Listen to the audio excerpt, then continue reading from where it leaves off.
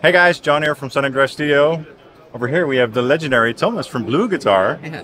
And of course we have one question. How is it going with the Amp X? Thank you for asking the question, how is it going? And not the question, is it out yet?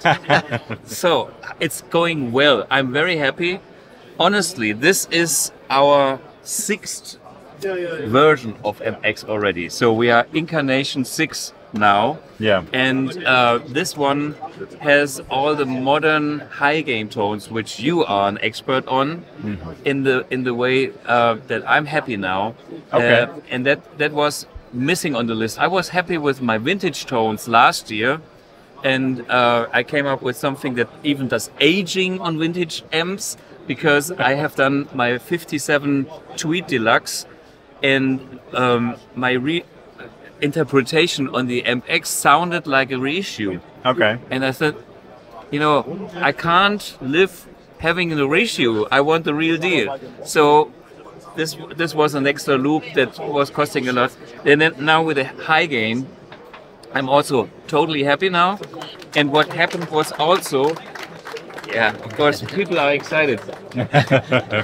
He's playing the Iridium, by the way. Yeah. So the thing is, the high gain sounds are there, the amp model can do it, and then we decided to use the same circuitry also on our drive section here. Okay. For pedals, which makes our pedal section even more flexible, going into really high gain pedals as well. Oh, cool. So there's a lot of things. How is it going? We have done things like the calibrating. This is all analog circuitry plus some digital stuff for effects and controlling. But when you have an analog circuitry, the components define the tone. Yeah. If your capacitor value is 20% up or down, it will change the tone. And that's maybe the beauty of a single tube amp that you prefer to another one, which is maybe the same model, like JSM 800, and this one, I have this one, and mine is maybe better than yours, or whatever. We can discuss forever. But when I want to recreate this amp, this particular one, I have to make sure that it will sound like that particular one and not like the other one. Yeah. And therefore, I have to have a bass which is 100% correct, so to speak. And this amp now has internally like a calibration that will check that the analog circuitry is in the tolerance of less than 1 dB. So all the models that we will kind of recreate on this will be very, very accurate. Wow. So that, and this of course takes so much time. The wah section is fine. Can you attach and detach it? I don't remember there being an expression pedal. Oh, cool. So we have what we call the wings. The wings can be mounted on both sides, and there's option for like 1 pedal or 2 pedals for each side. And this is, by the way, the prototype of our own expression pedal, which is using magnetic control, not a standard potentiometer. Yeah. So there's no wear. Yeah. And cool.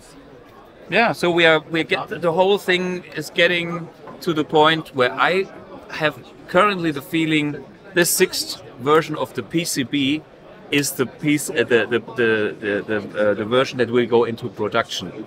Okay. And the rest is only software, which is a big task, but that it makes me confident that we don't have to do it all over again, because every time we change the analog side, all our parameters are shifting and we have to start from scratch. And this is where we are really, or where we have been so far. Yeah. And now I have to freeze it, but I'm so happy that I can actually sign it off and say I can freeze this hardware. Yeah, yeah. So it's coming. Wonderful, wonderful.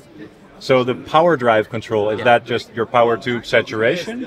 Yeah, basically, I mean, internally I have access to a lot of parameters that are doing things. Yeah. And as I just mentioned, I have a special powered amp simulation circuitry that simulates the cranked tube power amp that is actually connected to a speaker.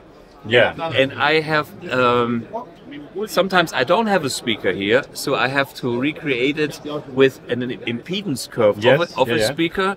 But this is then part of the power amp modeling, but analog circuitry. Yeah. So this impedance curve interacts with our power amp.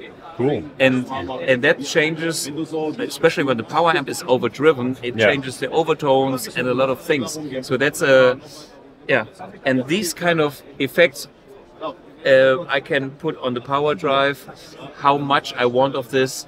And it's basically what I've done in the analog world is like, you know, sometimes you want the amp not too not too hot in a way that it starts to get a little fluffy. Yeah. But you can dial in a sweet spot from being like tight and maybe a little bit cold to okay, now it's very warm. So kind of like a biasing control. Yeah. That's great. Yeah. So cool. And I kind of have this dedicated knob for that. And the other one is like input boost, because I want to have an easy access to the main factors when I don't feel right. My presets can be stored, but you don't want to go through all the presets sometimes. Yeah. You want fast interaction. Me as a live gigging guy, that's very important. Yeah. And so this section here also with the other X controls, which are active depending on what kind of effects you are on, or if you are in the amp module and you want to have extra features which are not the standard tone stack and master volume stuff.